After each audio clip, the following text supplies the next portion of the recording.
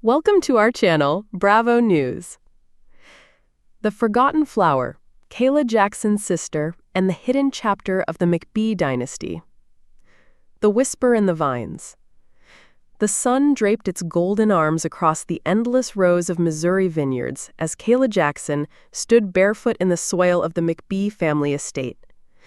The crisp air was sweet with promise, but her heart carried a chill.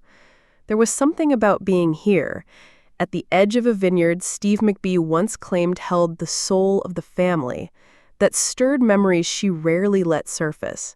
For years, Calah wore her resilience like armor. She smiled for cameras, strutted through McBee Manor with grace, and stood toe-to-toe with the brothers battling for their father's empire. But behind the curated image, she bore a grief that few knew, the death of her sister, Calah Jackson. Calah, wild, brilliant, rebellious, and gone. No one on the McBee dynasty dared speak her name on air, but that didn't mean she was forgotten. The hidden petal. Before Calah became the poised and camera-ready matriarch in the making of the McBee reality kingdom, she was the younger of two girls in a modest Kansas town. Her mother, Vanessa Jackson, was a nurse with no time for nonsense, and her father, long gone, left behind only his last name and a trail of gambling debt. Calah was 5 years older than Calah. With flame-red curls and a knack for chaos, she had been a local legend by 16. She once climbed onto the roof of their high school to protest the cancellation of a theater program. At 17, she had already been accepted to Columbia University. She never went. "Some people are too bright," her mother used to say, folding laundry while Calah slammed doors. "They burn out too fast." The last time Calah saw her sister alive, she was 19 and Calah 24, already embroiled in a reckless lifestyle, modeling in Miami, dating older men, dabbling in dangerous circles. "She was trouble," Calah said once to a producer on set, her voice low. "But she was mine." The last phone call. Calah had just moved to Kansas City when the call came. It was a rainy Sunday. She remembered because she'd been crying over an argument with Steve McBee Jr., one of their many on-again, off-again fights in those pre-filming days. The voice on the other end was hoarse and shaking. "Is this Calah Jackson?" "Yes." "This is Dr. Howard from Broward Health Medical Center in Florida. I'm sorry, but your sister, Calah, she was found unresponsive. We did everything we could." The words blurred. That night, Calah screamed into her pillow until her throat bled. She never flew to Florida. She couldn't. Calah had been cremated by the state. No one claimed the body in time. The locked drawer. It wasn't until Calah joined the McBee family's on-screen dynasty that the past began to creep into the edges of her new life. Cameras captured her fashion, her wit, her arguments with Brett and Jesse McBee. But in private, she kept a single locked drawer in her bedroom, containing the only remnants of her sister's life: a worn Polaroid of them on a Ferris wheel, a lipstick-stained coffee receipt with "Don't Settle-C" scrawled across the back, and a folded letter that had never been mailed. In the letter, Calah begged forgiveness. She wrote, "I was supposed to be your guide, but I was always lost. Don't follow me, Calah. Build your own life and make it beautiful." The letter's ink had smeared, possibly from tears, but it was Calah's last known message. Production secrets. By the time season 2 of the McBee dynasty was underway, rumors had begun to stir. One of the PAs overheard Calah arguing on the phone about Calah. A tech editor claimed he saw a mysterious name in a cutscene that was later deleted. Even Jesse McBee, often aloof to emotion, once blurted out at a cast dinner, "Calah's not the only one who's been through hell. Her sister, God, if you only knew." Producers swiftly edited that moment out. Behind closed doors, Andy Cohen was aware of the story.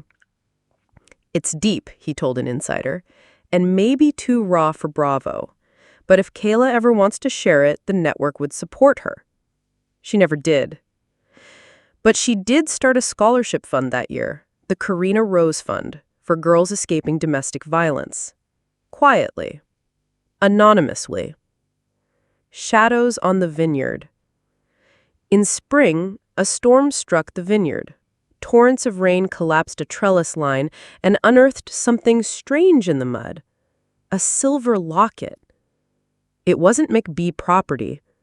It had a CJ engraving. Calah froze when she saw it. "How did this end up here?" she whispered. No one knew.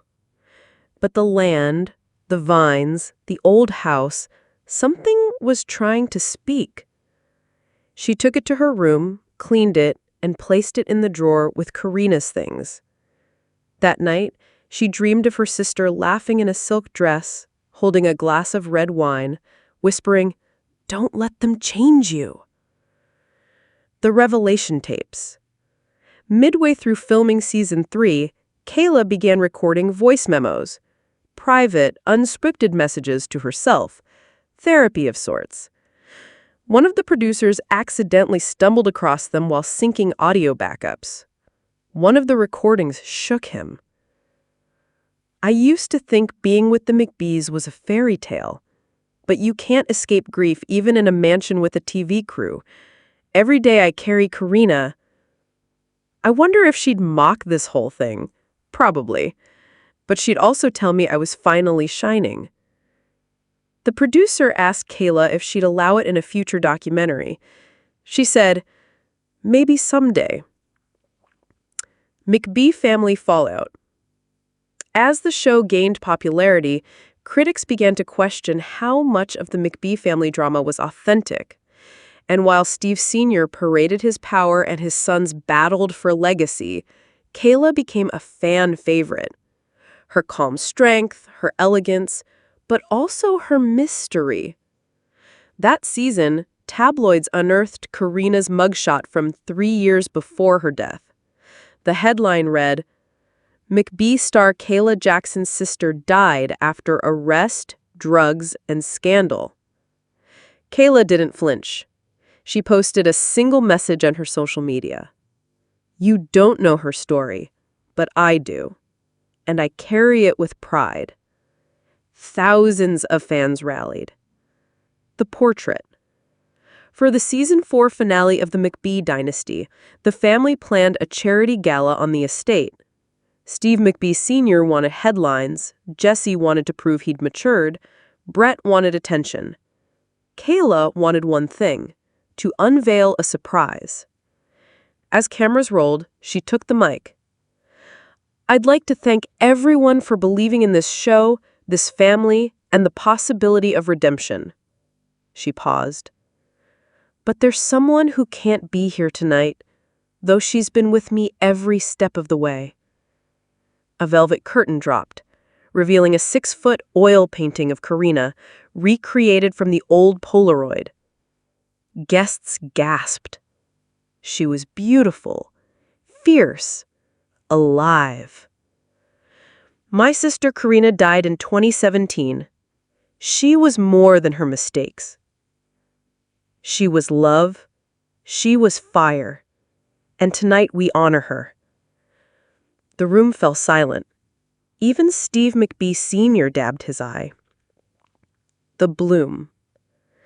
Months later, Calah planted a rose garden at the edge of the vineyard. Each rose bush was named after a value her sister embodied: bravery, joy, chaos, hope.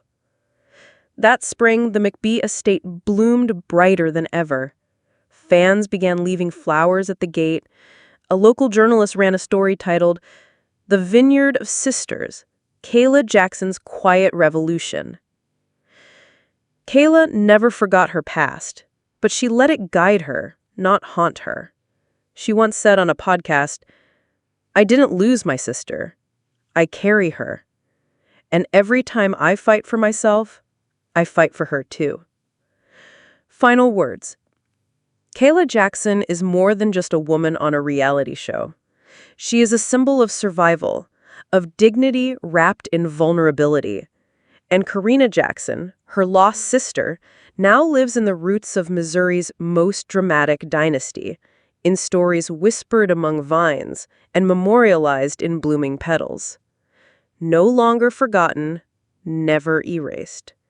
Just like the wine the McBees bottle each season, Calah has taken the bitterness of loss and turned it into something timeless.